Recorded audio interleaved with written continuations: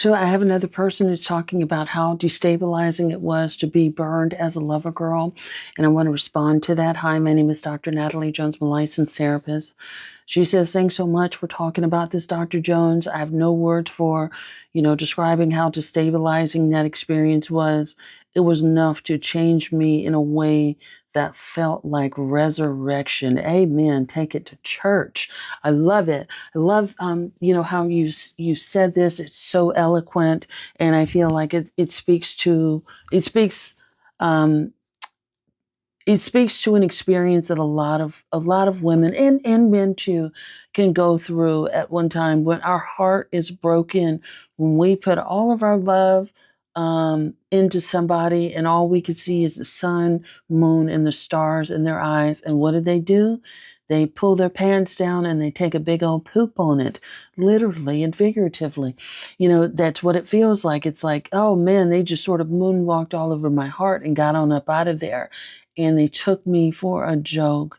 Um, and I'm not going to say it's for everybody, but I do feel like this can be a part of a journey for many of people, right? Many people have to learn this, unfortunately, and we have to learn this in a hard way, where and the reason why I think a lot of people learn it the way that you describe it is because we have pedestalized someone else over ourselves, and that is God, universe, whatever you believe in. That's their way of telling you, don't you do that.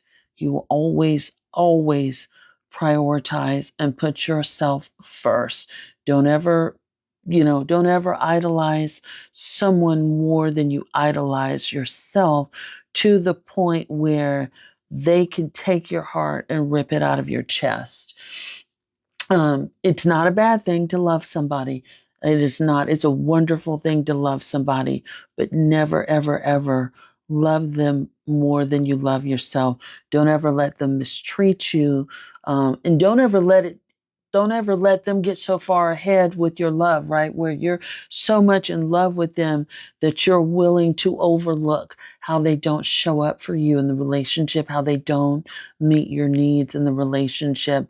You're just so infatuated with them that you're just willing to let a lot of stuff slide. And so I feel like that's kind of the universe sort of snatching you back and saying, you know what? Now you got to know nobody can play with your heart anymore. And I'm saying that, like, sometimes it takes one time for people, but most people, most of us, it takes many times. And then it takes that one final dance with, like, Freddy Krueger or Gremlin or whatever it was in your life. And then that's like the straw that breaks the camel's back. That's like, woo! That's one that, like, it might keep you up at night. You might be crying, that ugly cry, snot coming down and all that kind of stuff.